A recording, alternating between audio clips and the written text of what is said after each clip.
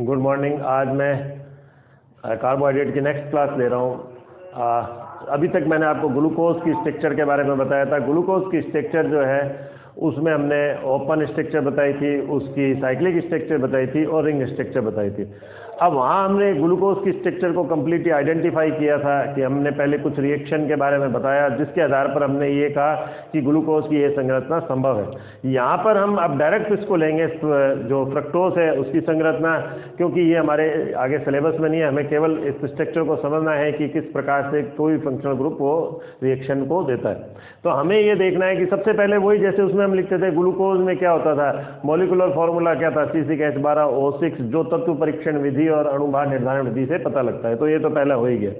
अब अपचयन पर ये देता है सॉर्बिटॉल, मैनिटॉल, दो देता है एक साथ, और उससे हमें पता लग जाता है कि इसमें जो कार्बोनिल समूह, वही कार्बोनिल समूह है, उसका रिडक्शन हो रहा है, यानी कार्बोनिल समूह उपस्थित है। इसी प्रकार HCN से रिएक्शन करने पर भी हमें पता लगता है कि उसमें कार्बोनिल समूह उपस्थित है।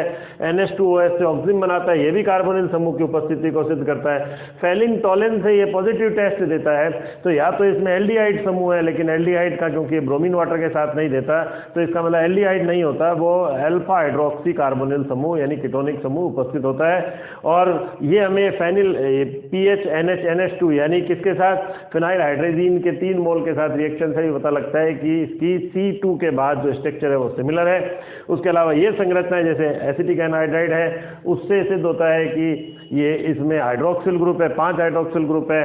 और HiO4 से जो इसकी स्ट्रक्चर काफ़ी आइडेंटिफाई हो जाती है कि सेकंड नंबर पर इसमें कीटोनिक समूह है, और HNO3 भी इसी चीज़ को, इसी तथ्य को सिद्ध करता है कि इसमें C2 पर कार्बोनिल समूह है। मैं डायरेक्ट स्ट्रक्चर लिख रहा हूँ और एक एक संरचना आपको, एक एक जो रिएक्शन है वो आपको बता रहा हूँ। सबसे पहले हमने बनाई, ये है, ये जो है स्ट्रक्चर, ये हम बना रहे हैं फ्रक्टोज की स्ट्रक्चर। ये इस तरह से होती है, OH HOH HOH और CH2OH। अब हमें जो पता था ग्लूकोज की कैसे होती थी, CHO, और यहाँ था HOH था बस, और फिर उसके बाद OH HOH HOH और CH2OH, यानी बाकी की सारी सेम है, बस ये 2 पर डिफरेंस है। और वो कैसे है वो अभी हम ले रहे हैं।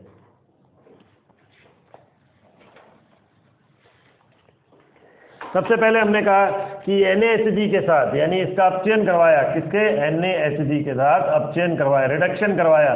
तो रिडक्शन करवाने पर ये क्या हो जाएगा, ये इस जगह पर जो कार्बोनिल यहाँ पर है, यहाँ पर ये आ जाएगा HOH और CH2OH, बाकी वैसी की वैसी।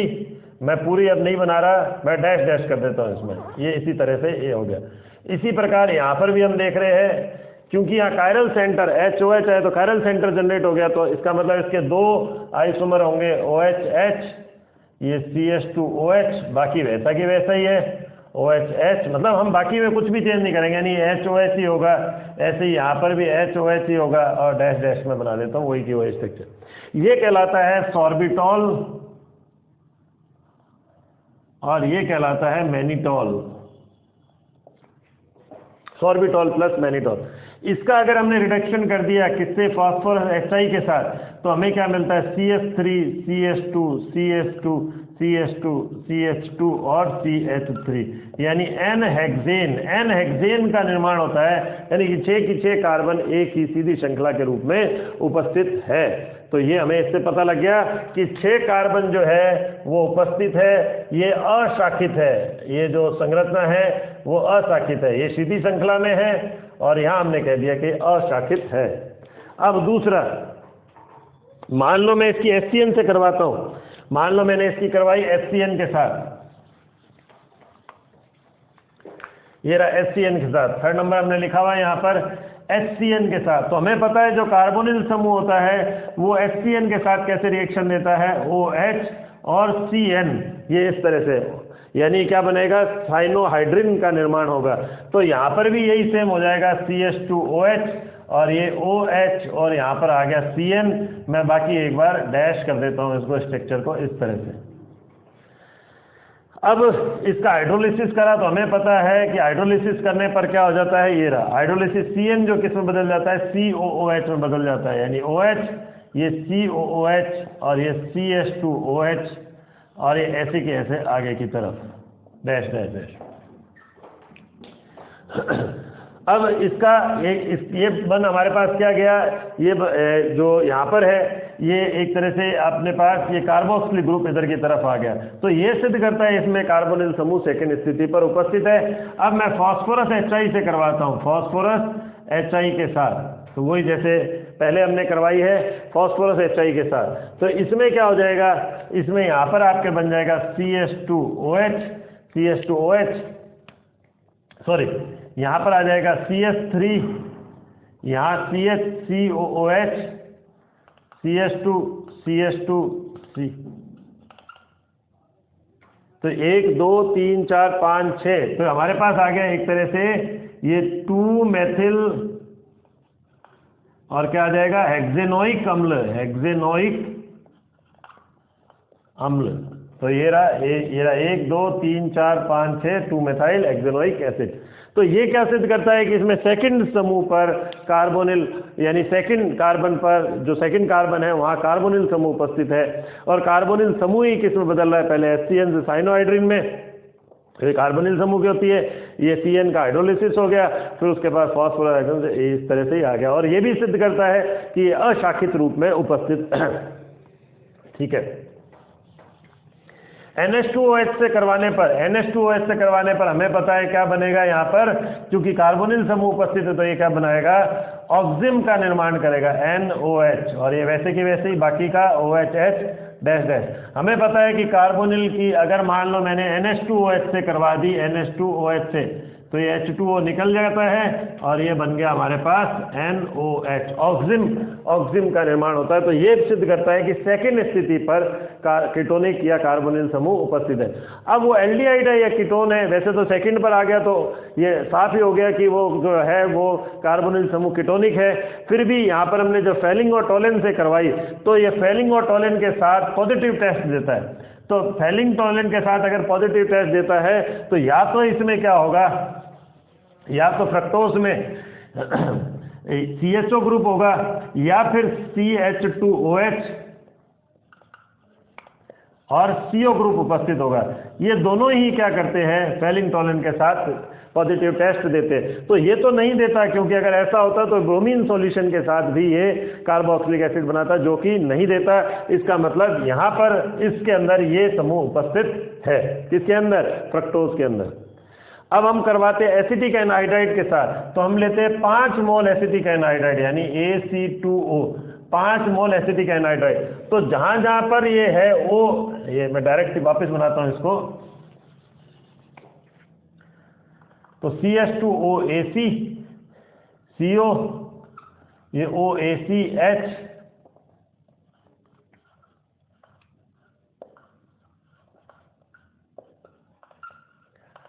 तो अब ये 1 2 3 4 5, इसका मतलब इसमें 5 जो है हाइड्रोक्सिल समूह उपस्थित है। चूंकि फ्रक्टोज जो है वो स्टेबल संरचना है, अतः पांचों की पांचों जो हाइड्रोक्सिल समूह होंगे वो भिन्न भिन्न कार्बन पर उपस्थित होंगे। क्योंकि अगर एक पर होंगे तो तेजी से वो एक पर ही अगर 2 हाइड्रोक्सिल समूह उपस्थित होंगे, तेजी से वाटर को निकाल कर वापस से कार्बोनिल समूह को प्रदान करेंगे। अब आता है HiO4 के साथ।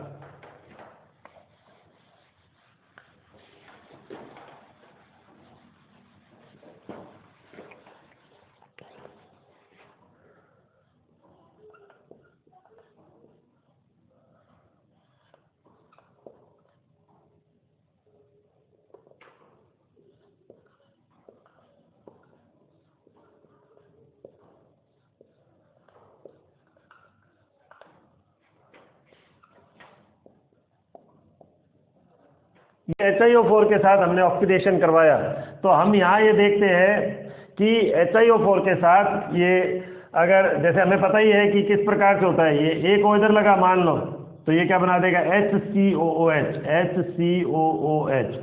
दूसरा O इधर लगा तो ये भी आ गया HCOOH, यानी 2 हो गए ये। ऐसे ही एक और O इधर लगा तो ये भी बन जाएगा HCOOH, यानी 3 तो बन गए आपके HCOOH यानी फॉर्मिक एसिड। अब क्या होता है, ये CH2O अलग हो गया, ये CH2O अलग हो गया, यानी प्लस 2 CH2O आपके अलग हो गए, 3 तो आपके आ ही गए अभी काम में। ये CH2O अलग, CH2O अलग। अब यहाँ बचा H और यहाँ पर बचा CO, तो यहाँ पर एक O इधर लग गया तो ये आपके बन गया CO2 और एक O इनके साथ चला गया H और O के साथ यानी प्लस H2O। इस तरह से हमारे स्ट्रक्चर बन गए। तो यानी हमने कितना लिया, 5 HiO4 से रिएक्शन करवाई, 5 O जो है वो काम में आए। तो इस प्रकार से हमारे पास बना 3 फॉर्मिक एसिड, 2 फॉर्मल्डिहाइड 2 मोल, 1 CO2 और 1 H2O।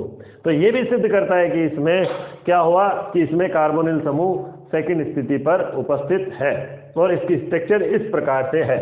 इसी प्रकार HNO3 से करवाने पर अब क्या होगा, HNO3 से अब ये लास्ट जो है स्ट्रक्चर, जो लास्ट रिएक्शन जो है, इससे और कंफर्म हो जाएगा कि इसकी स्ट्रक्चर फ्रक्टोज की इस प्रकार से होगी। अब HNO3 से करवाने पर 2 तरीके से क्लीवेज होता है। एक ए हमने कह दिया, मान लो वो इधर से टूटा, और दूसरा जो हमने कहा B, जो हमने कहा कि मान लो वो इधर से टूटा। तो एक A हो गया और एक ये B हो गया। पहले मैं A के अनुसार बता रहा हूँ, तो मैं B पर ध्यान नहीं दे रहा, मैं A के अनुसार बता रहा हूँ। यानी यहाँ से टूटा तो क्या हो गया, COOH,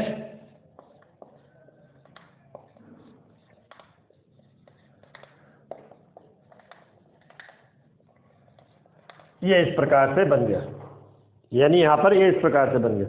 तो ये तो हो गया टार्ट्रिक एसिड, ये हमें पता ही है, टार्ट्रिक एसिड, टार्ट्रिक अम्ल। जब एक इधर से टूटा तो ये वाला इधर की तरफ ऑक्सीडेशन हो गया, एक ऑक्सीडेशन इधर की तरफ, यहाँ से इधर की तरफ हो गया, इसका COH, ये COH इस तरह, और ये हमारे पास क्या बन गया, हाइड्रोक्सी एसिटिक एसिड। हम इधर की तरफ से क्लीवेज करवाते हैं B की तरफ से, तो हमें इस तरह से, यानी यहाँ से क्लीवेज करवाने पर हमें क्या मिलेगा, COOH, OH, H, OH, HOH और CS, ये भी COOH। तो यहां बना ट्राई हाइड्रोक्सी ग्लूटेरिक अम्ल। तो इस प्रकार से यहां बना ट्राई हाइड्रोक्सी ग्लूटेरिक अम्ल। तो ये भी सिद्ध करता है कि इसमें सेकंड पर कार्बोनिल समूह उपस्थित है, तभी तो यहां पर क्लीवेज जो हुआ वो 2 तरीके से हुआ, और यहाँ पर हमें 2 तरह के प्रोडक्ट मिल रहे हैं, A और B। ये B क्लीवेज है, यहाँ पर हम जो बताएंगे ये B क्लीवेज है। अच्छा, अब ये जो है हमारे पास लास्ट जो रिएक्शन रहती है वो है फेनिल हाइड्रोजन के साथ। 3 मोल फेनिल हाइड्रोजन के साथ ओसाजोन बनाता है और फर्दर रिएक्शन नहीं होती। ये सिद्ध करता है, जो हम पहले भी बता चुके हैं, कि ग्लूकोज और फ्रक्टोज की संरचना C2 के बाद समान है। वो हम देख भी रहे हैं, C2 के बाद ग्लूकोज फ्रक्टोज की संरचना समान है। आज के लिए हम इतना ही लेंगे, अगला टॉपिक नेक्स्ट वीडियो में। Thank you.